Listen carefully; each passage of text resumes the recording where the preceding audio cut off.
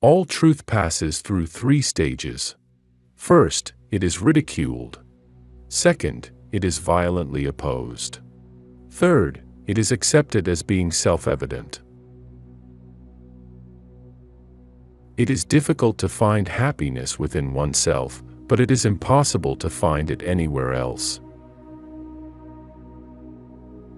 The majority of men are not capable of thinking, but only of believing, and are not accessible to reason, but only to authority. A pessimist is an optimist in full possession of the facts. A man can be himself only so long as he is alone, and if he does not love solitude, he will not love freedom, for it is only when he is alone that he is really free. Talent hits a target no one else can hit. Genius hits a target no one else can see.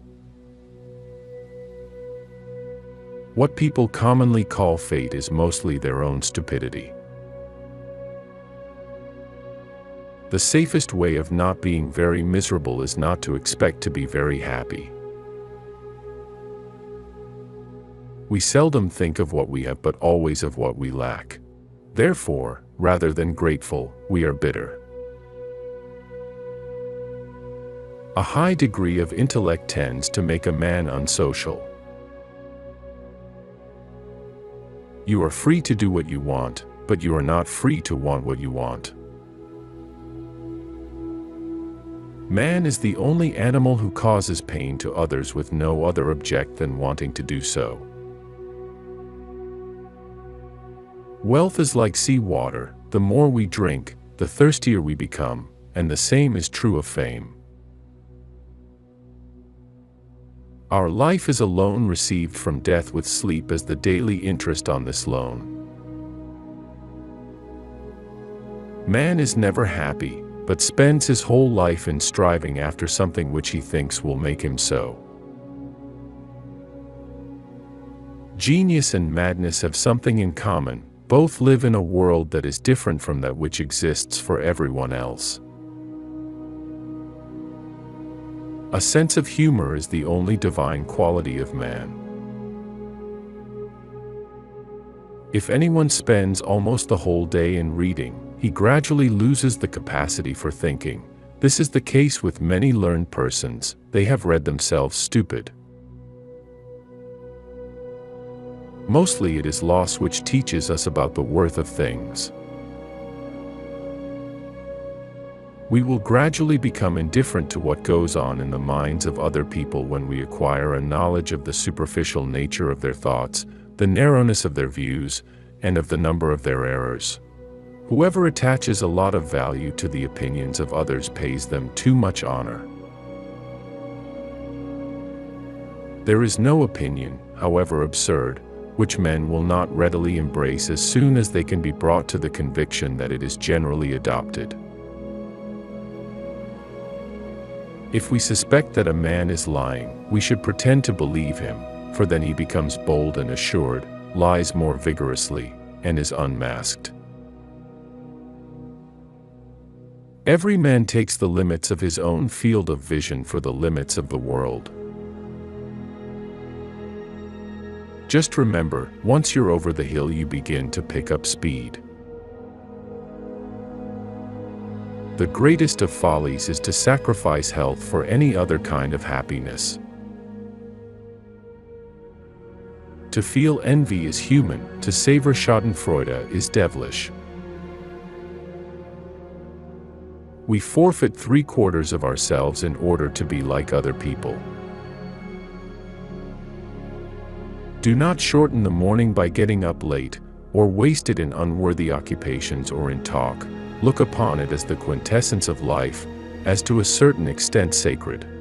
Evening is like old age. We are languid, talkative, silly. Each day is a little life, every waking and rising a little birth, every fresh morning a little youth, every going to rest and sleep a little death. Every miserable fool who has nothing at all of which he can be proud, adopts as a last resource pride in the nation to which he belongs. He is ready and happy to defend all its faults and follies tooth and nail, thus reimbursing himself for his own inferiority. If God made the world, I would not be that God, for the misery of the world would break my heart. Nature shows that with the growth of intelligence comes increased capacity for pain, and it is only with the highest degree of intelligence that suffering reaches its supreme point. Almost all of our sorrows spring out of our relations with other people. Happiness belongs to those who are sufficient unto themselves. For all external sources of happiness and pleasure are, by their very nature, highly uncertain, precarious, ephemeral, and subject to chance. Life is a constant process of dying. When you look back on your life, it looks as though it were a plot, but when you are into it, it's a mess, just one surprise after another. Then, later, you see it was perfect. Life without pain has no meaning. After your death you will be what you were before your birth. Religions are like fireflies. They require darkness in order to shine. To overcome difficulties is to experience the full delight of existence. There is something in us that is wiser than our head.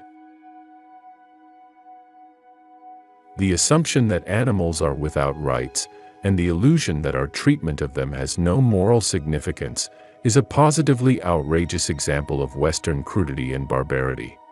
Universal compassion is the only guarantee of morality.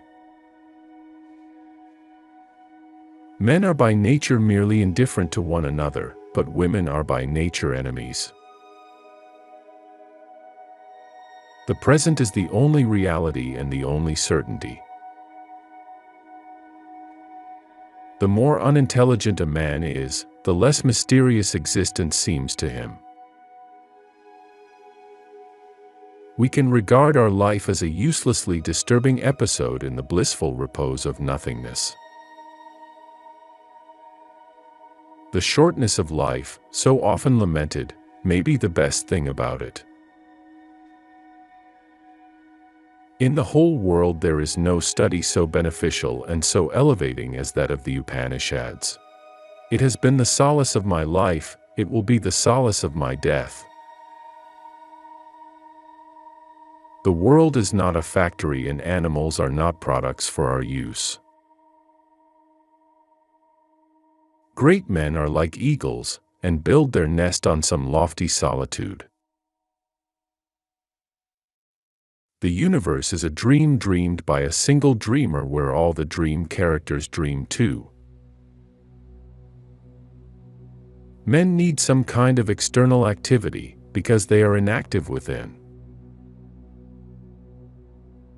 Thus, the task is not so much to see what no one yet has seen, but to think what nobody yet has thought about that which everybody sees. Hatred is an affair of the heart, contempt that of the head. Compassion for animals is intimately associated with goodness of character, and it may be confidently asserted that he who is cruel to animals cannot be a good man.